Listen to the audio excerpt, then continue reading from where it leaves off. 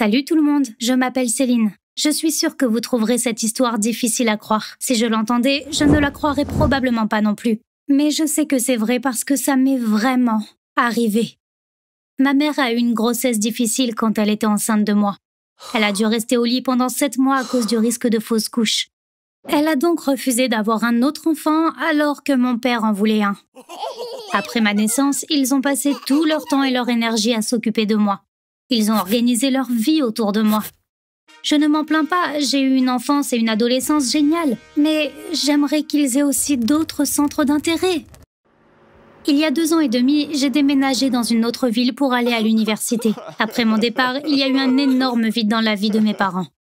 Pendant 18 ans, j'ai été le centre de leur univers. Ils n'avaient aucune idée de ce qu'ils allaient faire de leur temps après mon départ. D'abord, ils ont eu un chat, ensuite un chien, puis un perroquet. Ma mère a commencé des cours d'art. Mon père a recommencé à jouer au golf. Mais rien de tout ça n'était suffisant. Un jour, j'étais au téléphone avec ma mère. Comme d'habitude, elle pleurait en me disant combien je lui manquais et j'essayais de la consoler. Tout d'un coup, j'ai eu une idée géniale. « Maman, et si vous adoptiez un enfant? Si t'occuper d'un enfant te manque, peut-être que tu pourrais en adopter un. Ça pourrait être un garçon. Tu as déjà élevé une fille, ce serait une nouvelle expérience. » La première chose qu'elle a dite, c'est « Chérie, je suis trop vieille pour m'occuper d'un bébé. » J'aurais aimé m'arrêter là, mais je ne l'ai pas fait. Eh bien, ça pourrait être un enfant plus âgé, peut-être de 9 ou 10 ans. Vous donneriez un foyer à un enfant qui en a besoin et vous devriez vous occuper de lui, ce qui vous manque. Elle a dit « C'est peut-être pas une si mauvaise idée, laisse-moi en parler à ton père » et a raccroché. Elle a rappelé une demi-heure plus tard. Elle avait l'air très heureuse. Ton père est très excité. On a décidé d'adopter un enfant de 10 ans, comme tu l'as dit. On commencera à se renseigner demain. J'étais si heureuse pour elle quand j'ai appris ça. Je ne savais pas alors que quelque chose de terrible allait arriver à ma famille à cause de moi. Du jour au lendemain, toute leur attention a changé. Ils ont immédiatement contacté les agences gouvernementales nécessaires et se sont occupés de l'administratif. Ils ont fait le tour des foyers d'accueil. Ils ont parlé aux fonctionnaires qui s'occupent des adoptions. À présent, chaque fois que ma mère m'appelait, on parlait de ça. Finalement, ils ont atteint la partie la plus excitante. Ils allaient commencer à rencontrer des enfants qui répondaient à leurs critères et ensuite en choisir un à adopter. Un jour, j'étais assise sur un banc du campus, à me détendre au soleil. J'ai reçu un texto de ma mère. Je l'ai ouvert et j'ai vu une photo d'un garçon mignon, mais timide, qui souriait. En dessous de la photo, c'était écrit « Salut, je suis ton nouveau frère Marius, ravi de te rencontrer. » Je l'ai immédiatement appelé. Elle était si heureuse. Quand ils ont vu Marius pour la première fois, ils ont su qu'il était celui qu'ils cherchaient. Il était si mature pour son âge. Ils ne voulaient pas rater leur chance avec un enfant génial, alors ils ont entamé la procédure d'adoption immédiatement. Mon père était si joyeux maintenant qu'il avait un fils. Il convient parfaitement à notre famille.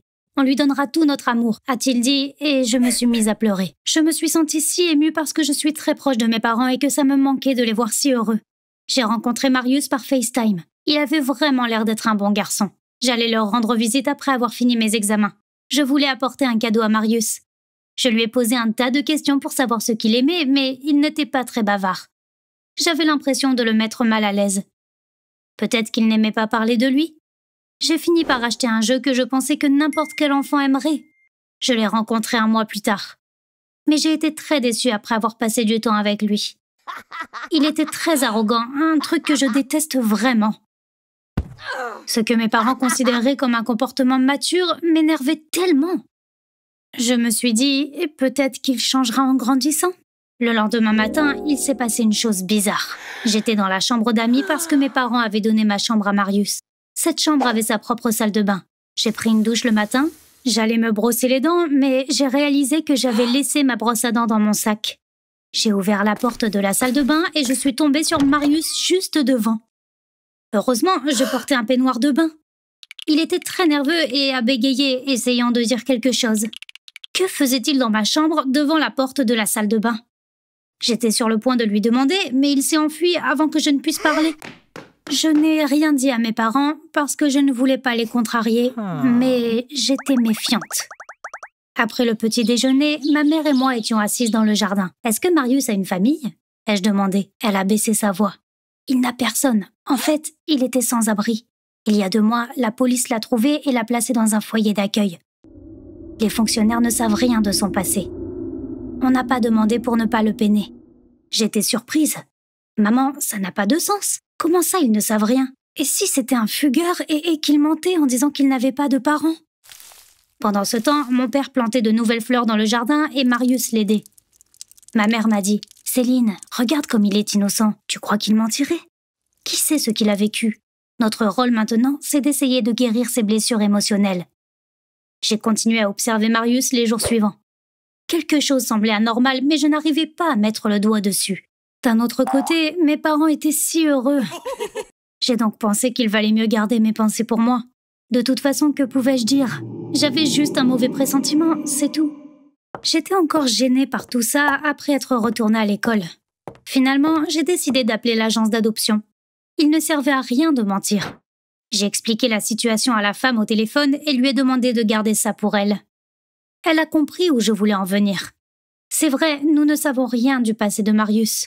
Mais il y a tellement d'enfants comme lui dont nous ne connaissons pas le passé. Les enfants qui grandissent dans la rue sont malchanceux.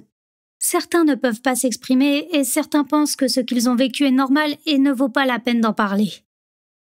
J'ai eu honte quand j'ai raccroché. J'ai regardé la photo de Marius. Il avait vraiment l'air innocent. Ma mère avait raison. Tout ce qu'on pouvait faire maintenant était d'essayer de l'aider à guérir ses blessures. Je ne voulais pas continuer à me sentir coupable, alors j'ai voulu lui parler. J'ai appelé ma mère et je demandais à parler à Marius. « Tu l'aimes aussi, n'est-ce pas ?» m'a-t-elle dit, l'air si heureuse. J'ai eu du mal à faire la conversation car je n'avais pas l'habitude de parler à un enfant de 10 ans. J'ai dit des trucs comme « Ça va l'école ?» Il n'a pas dit grand-chose et après 30 secondes, je n'avais plus rien à demander. J'avais un ami au lycée qui s'appelait Marius. Il m'avait dit un jour ce que son nom signifiait, je m'en suis souvenue. « Tu sais ce que signifie ton prénom ? Il a une très belle signification, ai-je dit. Il m'a tout de suite dit « Bien sûr que je le sais, ça veut dire vainqueur. » J'ai ri. « Ne sois pas si sûre de ce que tu dis. Ça ne veut pas dire vainqueur, ça veut dire la mère, ai-je dit. »« Non, a-t-il insisté. Victor veut dire vainqueur. » J'étais choquée. « Victor ? Qui est Victor ?» j'ai demandé. Il n'a pas répondu. Il a bégayé comme le jour où je l'ai trouvé dans ma salle de bain. J'avais raison. Il nous cachait quelque chose. Même son nom était faux. Je n'ai rien dit sur ça à ce moment-là. J'ai juste dit « Je dois aller en classe, on parlera plus tard. » Et j'ai raccroché. Je tremblais de colère. Je me suis dit « Son vrai nom est Victor. Pourquoi le cache-t-il? Que peut bien cacher un si jeune enfant ?» J'ai décidé de faire des recherches et de découvrir qui il était vraiment. J'ai pensé commencer sur Google. Mais que pouvais-je chercher? Tout ce que je savais, c'est que son vrai nom était Victor. J'ai tapé Victor et j'ai cliqué sur « Recherche ». Des milliers de résultats sont apparus. Je cliquais au hasard en essayant de penser à ce que je pouvais faire. Je me suis retrouvée sur Google Images. Tout à coup, j'ai eu une idée géniale. Je pouvais importer sa photo sur Google Images et rechercher des photos similaires. J'ai transféré sa photo sur mon ordinateur. Ensuite, je l'ai téléchargée sur Google Images et j'ai cliqué sur « Rechercher ». Les résultats n'ont pas été ceux que j'espérais. Il y avait un tas d'images aléatoires. J'ai commencé à les parcourir quand même. J'étais presque à la fin de la page. Puis quelque chose a attiré mon attention. Un homme ressemblant à un enfant vole une bague en diamant en l'avalant. J'ai tout de suite cliqué dessus. C'était un site d'information. Une femme est allée dans une bijouterie avec son enfant. Alors qu'elle essayait de distraire le bijoutier, le petit garçon a pris une bague et l'a avalée. Le bijoutier l'a vue et a appuyé sur un bouton qui a alerté la police. La police est alors venue et a arrêté la femme et l'enfant alors qu'ils partaient. La partie qui m'intéressait est venue après ça. Lorsque la police a interrogé le gamin, elle a découvert qu'il s'agissait d'un homme de 29 ans. Apparemment, il avait une maladie causée par une déficience d'hormones de croissance. Il a cessé de grandir à 10 ans. Ces personnes sont techniquement naines, mais ont des proportions corporelles normales. L'article comprenait la photo d'identité judiciaire de l'homme. Oui, c'était Marius. Ou plutôt Victor. L'article datait d'il y a 3 ans, ce qui signifiait qu'un homme de 32 ans était chez mes parents. J'avais l'impression d'étouffer. J'ai attrapé mon téléphone en panique. Je devais appeler mon père et l'avertir. Puis j'ai pensé, mais qu'est-ce qu'il peut faire? Est-ce qu'il va le traîner à la police? Ce n'est pas un garçon, mais un criminel de 32 ans. Il pourrait faire n'importe quoi. Alors, au lieu d'appeler mon père, j'ai appelé la police. C'était probablement la journée la plus longue de ma vie. J'ai dit à la police ce qui s'était passé. Ils se sont rendus chez nous et ont pu arrêter l'homme sans incident. J'ai rendu visite à mes parents ce soir-là. Heureusement, ils étaient sains et saufs. Mes parents essayaient de se remettre de leur choc. À ce moment, ce type, Victor, était déjà en prison. On ne sait pas ce qu'il avait l'intention de faire. Soit il allait vivre ici aussi longtemps que possible en se faisant passer pour un garçon, soit il allait voler quelque chose puis s'enfuir. On découvrira probablement la raison lors de son procès. On pense que ce n'était pas la première fois qu'il faisait semblant d'être orphelin. Le procès devrait également révéler s'il avait fait d'autres victimes auparavant. Salut les gars! Comme tout le monde, j'aime ma mère. Mais après ce que j'ai appris sur elle, j'ai commencé à la voir sous un autre jour. Ma mère aurait dû être honnête avec nous. Je vais vous raconter toute l'histoire depuis le début. On verra si vous pensez que j'ai raison. On a toujours été une famille heureuse. Pendant des années, ma mère a possédé et géré un institut de beauté. Elle aimait tellement son travail. Mon père est photographe de mariage. Il doit photographier les jeunes mariés dans leurs moments les plus romantiques. J'adore prendre des photos moi aussi. Les photos que je postais sur mon Instagram avaient plein de likes. Mais j'ai dû supprimer mon compte à cause de ma mère. Je n'ai rencontré les parents de ma mère qu'à l'âge de 17 ans. Quand je lui posais des questions sur eux, elle me disait qu'elle ne voulait pas les voir parce qu'elle avait de sérieux problèmes avec sa famille. J'étais vraiment curieuse à leur sujet, mais ma mère refusait absolument de parler d'eux. Un jour, je suis allée trop loin et elle s'est mise en colère. Je ne sais même pas s'ils sont vivants ou morts et j'en ai rien à faire. Arrête de me poser des questions sur eux, a-t-elle crié. Un matin, quelques mois après cette conversation, on a sonné à notre porte. C'était un couple de personnes âgées. L'homme ressemblait à un prof d'université avec son costume et son nœud papillon. La femme aussi était très élégante. Elle portait un bouquet de fleurs. Ils étaient très mignons. Ils ont dit qu'ils cherchaient ma mère. Ils ont demandé « Est-ce qu'elle vit ici ?» Quand j'ai dit « Oui », ils ont dit « Es-tu sa fille ?» J'ai acquiescé. « Vous voulez voir ma mère ? Je peux l'appeler si vous voulez. Je dois lui dire qui est ici ?» ai-je demandé. La vieille dame m'a dit leur nom. Puis elle m'a demandé le mien. Elle m'a ensuite dit « Je suis ta grand-mère. Et voici ton grand-père. Nous sommes très heureux de te rencontrer. » J'ai été si surprise que j'ai crié. Mais je ne pouvais pas les inviter à entrer. Je me suis dit que je devrais appeler ma mère. Ma mère s'apprêtait à partir pour l'Institut de beauté. Je lui ai dit, il y a un couple de personnes âgées à la porte. Ils disent qu'ils sont mes grands-parents. Le visage de ma mère est devenu pâle. « Éléanor, qu'est-ce que tu viens de dire ?» a-t-elle dit. Ma mère n'était pas du tout contente de voir nos invités. Je pensais qu'elle n'allait même pas les inviter à entrer, mais heureusement, elle l'a fait. J'essayais de comprendre ce qui se passait. Mais ma mère m'a dit, « Éléanor, tu veux bien aller dans ta chambre ? On doit parler en privé. » Je suis partie même si je ne voulais pas. 1 heure a passé. Je mourais d'envie de savoir ce qui se passait. Finalement, je suis sortie de ma chambre. Il n'y avait personne. Ma mère et nos invités imprévus étaient partis. J'ai tout de suite appelé ma mère. Elle m'a dit qu'elle était à l'institut. « Alors, c'était tes parents ?» ai-je demandé. « Je vais te dire la vérité. Oui, c'était eux. Mais ils n'auraient pas dû venir. Et ils ne reviendront pas, a-t-elle dit. Quelque chose de terrible avait dû se passer il y a longtemps. Même si tant de temps s'était écoulé, elle ne pouvait toujours pas leur pardonner. Finalement, j'ai décidé d'en parler à mon père. Je suis allée à son studio photo. Je lui ai raconté ce qui s'était passé. Il m'a dit que ma mère ne lui avait jamais parlé de ce problème non plus. Je suis sûre qu'elle a ses raisons. À mon avis, il faut la laisser tranquille, a-t-il dit. Si tout était resté pareil après ce jour-là, j'aurais fait comme mon père l'avait dit. Mais beaucoup de choses étranges ont commencé à se produire. Peu après cet incident, ma mère a vendu son institut. Avant, elle disait toujours à tout le monde combien les affaires étaient bonnes. L'institut avait une clientèle fidèle. Mais elle a mis une annonce dans un journal et l'a vendue à la première personne qui a répondu. Après ça, on a déménagé dans une autre maison. C'était dans un autre quartier, loin de l'endroit où nous vivions. Je ne comprenais pas pourquoi tout ça arrivait. Tout avait changé après que ce vieux couple se soit présenté à notre porte. Un matin, il y a eu la goutte d'eau qui a fait déborder le vase. Ma mère voulait que je supprime mes comptes TikTok et Instagram. Je me fichais de TikTok, mais prendre des photos était mon passe-temps favori et je ne voulais pas supprimer mon Instagram où je mettais toutes mes photos. J'ai demandé à ma mère ce qui se passait. « S'il te plaît, fais ce que je te dis sans poser de questions. Je te dirai tout le moment venu. » J'en avais marre de voir ma mère agir bizarrement, mais je ne pouvais rien faire. J'ai dû supprimer mes comptes. Je me suis rendu compte que ma mère n'utilisait jamais les réseaux sociaux. Elle n'était pas sur Facebook ou Instagram. Même son institut de beauté n'avait pas de site web. Quelque chose d'autre m'est venu à l'esprit. Pour vendre l'institut, ma mère a fait de la publicité dans le journal local et non en ligne. Pourtant, elle est plutôt douée avec la technologie. Mais d'après ce que j'ai pu voir, elle ne voulait pas mettre en ligne les informations la concernant. Il devait y avoir une raison à ça. Comme je devenais folle à ce moment-là, j'ai décidé d'enquêter. La première chose que j'ai faite, quand j'ai commencé à enquêter sur le passé de ma mère, a été de la googler.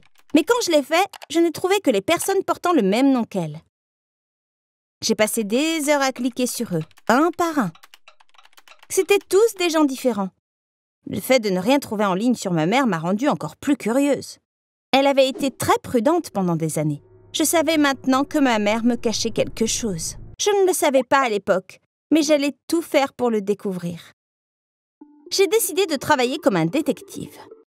Quoi que ma mère ait caché, je savais que c'était lié à mes grands-parents. Si je pouvais les contacter, ils pourraient me parler. Qu'est-ce que je savais d'eux? Leur prénom. Mais leur nom de famille, malheureusement, je ne le savais pas. J'ai commencé à chercher leur prénom sur Google. Naturellement, il y a eu des milliers de résultats. J'ai cliqué sur les pages. Au bout d'un moment, je me suis dit que je ne les trouverais pas comme ça. C'est alors que j'ai pensé à rechercher leurs deux noms ensemble. Encore une fois, j'ai obtenu une tonne de réponses. J'ai commencé à cliquer sur les liens. L'une des pages était un article de presse accompagné d'une photo de groupe. J'étais sur le point de fermer la page quand j'ai remarqué mon grand-père, tout à gauche. À côté de lui, il y avait ma grand-mère. L'article parlait d'une association caritative qui aide les enfants atteints de leucémie. Il mentionnait que les cofondateurs de l'association étaient mes grands-parents. Pendant des années, ils avaient collecté des fonds pour le traitement des enfants atteints de leucémie. J'avais enfin trouvé ce que je cherchais. Je pourrais découvrir le secret de ma mère en les contactant. Je connaissais maintenant le nom complet de mes grands-parents. Et je connaissais même le nom de leur association caritative. Je voyais qu'ils étaient tous les deux des gens bien, rien qu'à leur visage. Et l'histoire que j'ai lue a prouvé que mon instinct était juste. En fait, il y avait autre chose que je pouvais faire. Je savais maintenant quel était le nom de jeune fille de ma mère. Je pouvais essayer de chercher son nom sur Google encore une fois. J'ai tapé le nom de jeune fille de ma mère et j'ai appuyé sur le bouton « Rechercher ». Le premier résultat disait « Fugitifs les plus recherchés ». J'ai été excitée, j'ai cliqué dessus. C'était un site de la police. Il y avait des photos de nombreuses personnes.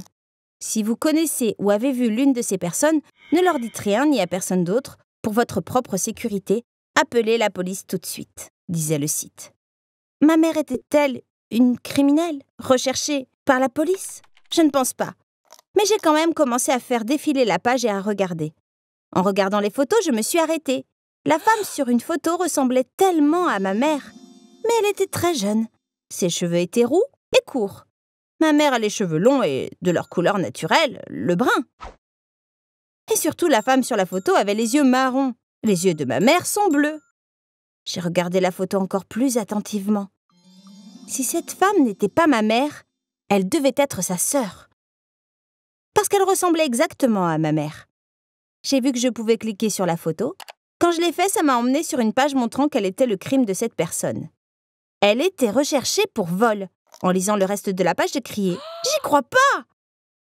Elle était accusée d'avoir volé beaucoup d'argent à une association caritative. L'organisation caritative citée était celle que mes grands-parents ont fondée pour les enfants atteints de leucémie. Ça ne pouvait pas être une coïncidence. J'ai eu une idée. Ma mère faisait les courses. Je suis allée à la cuisine. Les ordures de la veille étaient encore là. J'ai mis les gants et j'ai commencé à fouiller dans le sac poubelle. Oui, c'était dégoûtant, mais ça en valait la peine si je voulais trouver ce que je cherchais. Et j'ai trouvé des emballages de lentilles de contact. Les yeux de ma mère n'étaient pas bleus mais marrons. Elle utilisait des lentilles de contact bleues pour les cacher. Ma mère avait volé l'argent de l'association de mes grands-parents et avait disparu. La police était toujours à sa recherche. J'ai regretté d'avoir appris ça. J'aurais aimé ne pas avoir fait autant de recherches. Après ce que j'ai appris, j'allais voir ma mère différemment. On était une famille très heureuse. On n'avait pas besoin que quelque chose comme ça se mette entre nous. Quand ma mère est revenue du magasin, je suis allée la voir. Je lui ai dit que je voulais lui parler de quelque chose d'important et je lui ai parlé de ce que j'avais découvert. Elle s'est mise à sangloter. Elle n'a pas pu parler pendant un certain temps. Puis elle m'a raconté son histoire. Quand je vivais chez tes grands-parents, je travaillais dans un institut de beauté. Je voulais créer ma propre entreprise, mais je n'avais pas d'argent. J'étais jeune et je ne savais rien.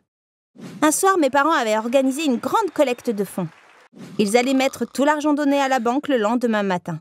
J'ai pris l'argent et je me suis enfuie pour ouvrir mon propre institut de beauté.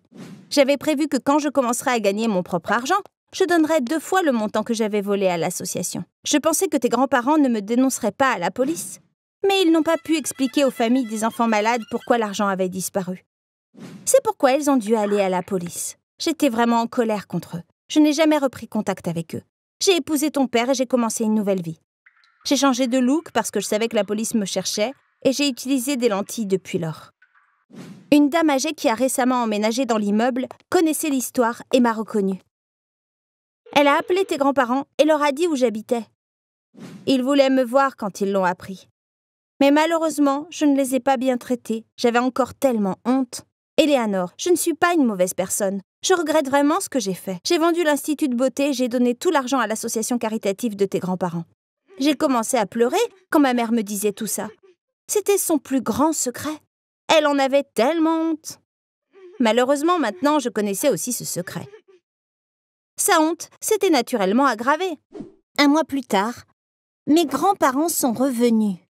Ils avaient présenté au tribunal la preuve de la donation de ma mère à l'association.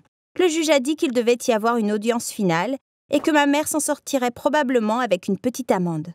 Maintenant, on attend cette audience. Je suis allée voir mes grands-parents la semaine dernière. Je leur ai dit que je voulais travailler avec eux à l'association. Ils étaient si heureux. Bientôt, il y aura une nouvelle collecte de fonds. J'ai vraiment hâte de pouvoir les aider. Salut tout le monde, je m'appelle Juliane. Un jour, notre prof de musique, Madame Atkins, a dit « Nous avons décidé de monter un groupe à l'école. » Beaucoup d'élèves jouent d'un instrument. La plupart sont assez bons pour se produire. Il nous manque juste un chanteur. Tout le monde s'est regardé. Quand Madame Atkins a dit « Allez, je suis sûre que certains d'entre vous savent chanter. On ne peut pas avoir un groupe sans chanteur. » J'ai levé la main à contre-cœur. J'ai chanté une chanson populaire et c'est ainsi que je suis devenue la chanteuse du groupe de l'école, sous un tonnerre d'applaudissements. C'était la première année de Madame Atkins à l'école. On l'a tous beaucoup aimée dès le premier jour. Même si elle porte toujours ses lunettes de soleil en classe, ça ne fait pas d'elle une snob. Elle est toujours gentille avec nous. Elle nous a dit qu'elle avait un problème avec ses yeux et que la lumière la gênait. C'est pourquoi elle doit porter des lunettes de soleil tout le temps. Comme ces lunettes de soleil lui donnent l'air encore plus cool, je suis sûre que la plupart des gars de notre classe sont amoureux d'elle. Ce soir-là, j'ai raconté à ma mère ce qui s'était passé à l'école. Malheureusement, elle m'a dit « Chérie, c'est une merveilleuse nouvelle, mais ta professeure voudrait certainement que tu ailles aux répétitions. Tu n'as pas le temps. » Ma mère avait raison. Je n'y avais pas pensé. Mon père est décédé il y a 2 ans. Après ça, on a eu des difficultés financières. Mon père avait pris un gros prêt à la banque. Ma mère a dû commencer à travailler immédiatement. Après avoir effectué le paiement mensuel de l'hypothèque, il ne nous restait plus beaucoup d'argent. J'ai donc trouvé un boulot dans un supermarché après l'école. Si on ne peut pas rembourser le prêt, la banque saisira notre maison. C'est pourquoi ma mère et moi devons travailler. Le lendemain, j'ai parlé de tout ça à ma professeure. « Juliane, tu es notre seule chanteuse. Je sais aussi que tu veux vraiment faire ça. Je parlerai aux membres du groupe et nous pourrons répéter quand tu le pourras. Demande à ta mère de passer à l'école. Je lui parlerai et la rassurerai sur le fait que tout ira bien. » Ma mère est venue à l'école quelques jours plus tard. Je l'ai emmenée au bureau de Madame Atkins. Quand elle l'a rencontrée, ma mère a dit « Vous me dites quelque chose. J'ai l'impression de vous connaître, mais je ne sais pas d'où. » Madame Atkins est devenue très nerveuse. « Je ne pense pas. Je viens d'emménager en ville. Et avant ça, j'ai vécu longtemps à l'étranger, » a-t-elle dit. Ma mère voulait essayer de trouver, mais Madame Atkins ne voulait clairement pas en parler. Jusqu'alors, Madame Atkins avait été très chaleureuse, mais elle a soudainement changé.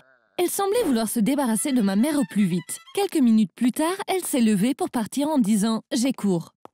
Ma mère a été totalement choquée par son comportement.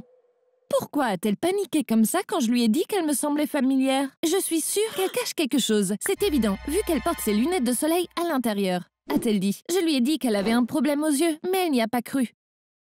Ce soir-là, quand je suis rentrée du travail, j'étais fatiguée. Je me suis couchée très tôt.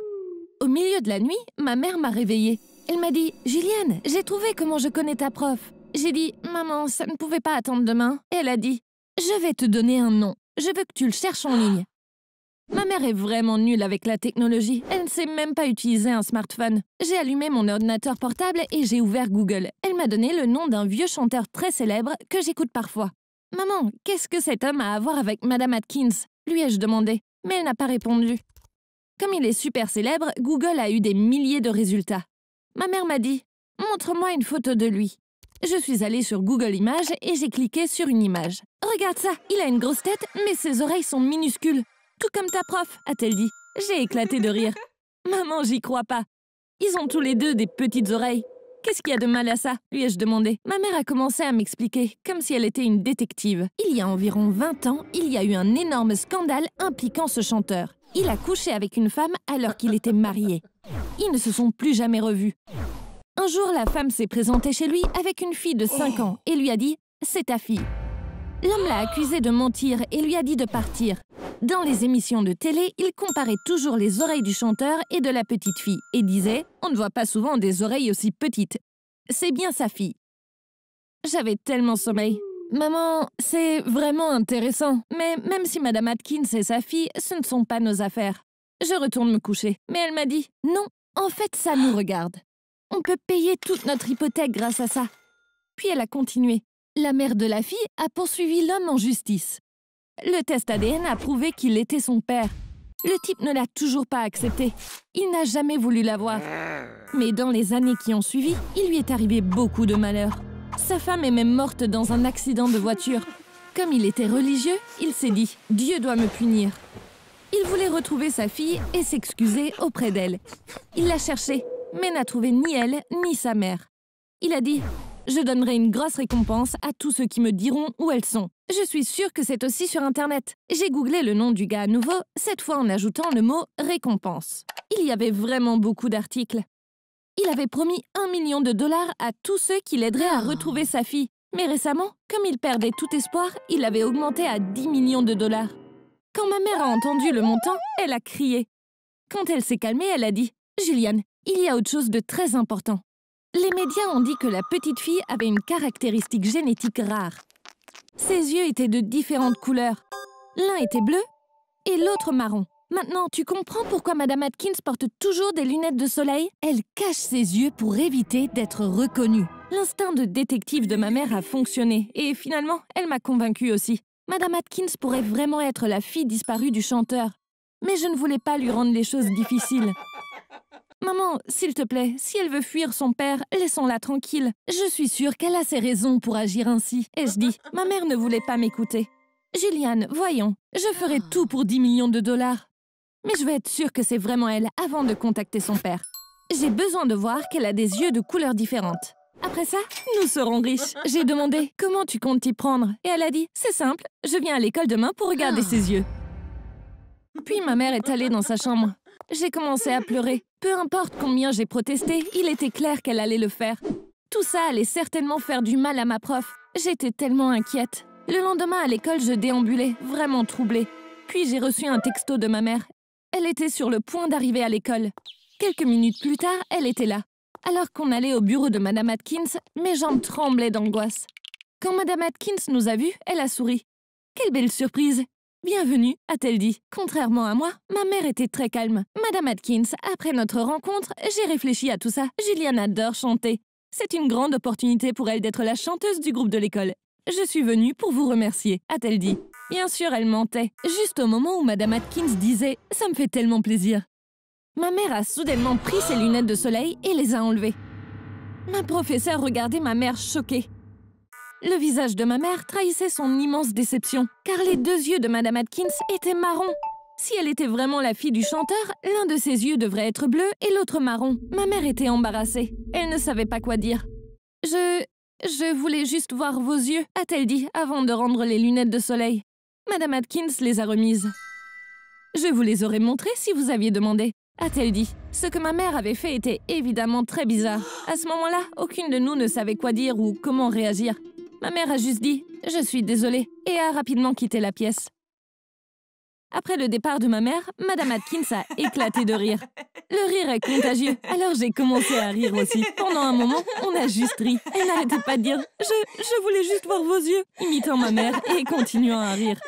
Quand nous nous sommes calmés, elle a dit « Ça va prendre un moment à ta mère pour surmonter ce choc. » En fait, j'ai été très surprise aussi. Je croyais ma mère et je pensais vraiment que vous aviez des yeux de couleurs différentes, lui ai-je répondu. Madame Atkins a souri en enlevant ses lunettes de soleil, puis elle a pris un petit miroir sur sa table et l'a posé en face d'elle. En se regardant dans le miroir, elle a retiré une lentille de contact d'un de ses yeux. Lorsqu'elle s'est tournée vers moi, j'ai crié « C'est pas vrai !» Car en effet, un de ses yeux était bleu et l'autre marron. Ce sont mes vrais yeux. Le terme médical est hétérochromie. C'est une particularité très rare. J'aime beaucoup mes yeux de couleurs différentes, mais malheureusement, je dois porter ces lunettes de soleil noires pour ne pas être reconnue, a-t-elle déclaré. Soudain, elle était émue. Une larme est tombée sur sa joue. Elle m'a dit « Juliane, merci de m'avoir appelée hier soir pour me dire ce que ta mère voulait faire. Si je ne l'avais pas su, elle m'aurait certainement démasquée aujourd'hui. » J'étais si heureuse d'avoir appelé Madame Atkins et de lui avoir tout raconté après que ma mère se soit endormie. Je l'ai fait car je n'avais pas réussi à dissuader ma mère. En plus, ça m'a fait plaisir de savoir que ma prof avait trouvé un nouveau moyen de cacher la couleur de ses yeux grâce à moi. Normalement, je ne porte pas de lentilles de contact. Je pourrais porter des lentilles colorées au lieu de lunettes de soleil. Je n'y avais jamais vraiment pensé. Après t'avoir parlé et découvert ce qui s'était passé, j'ai longuement réfléchi à ce que je devrais faire. Au début, j'ai pensé à m'enfuir.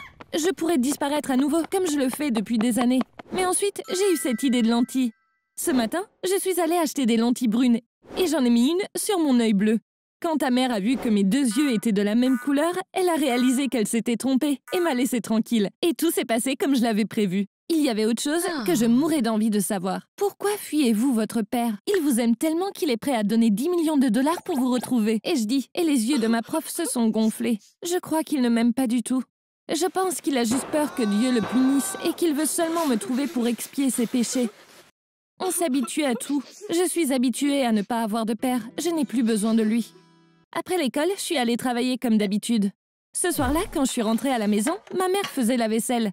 Sans dire un mot, elle m'a serrée dans ses bras. Elle pleurait. J'ai alors su qu'elle regrettait ce qu'elle avait fait à Madame Atkins. Je lui ai fait un bisou sur la joue et j'ai dit « Tu es une bonne personne. Je t'aime. Et je sais que tu m'aimes aussi. Et ça me rend tellement heureuse. »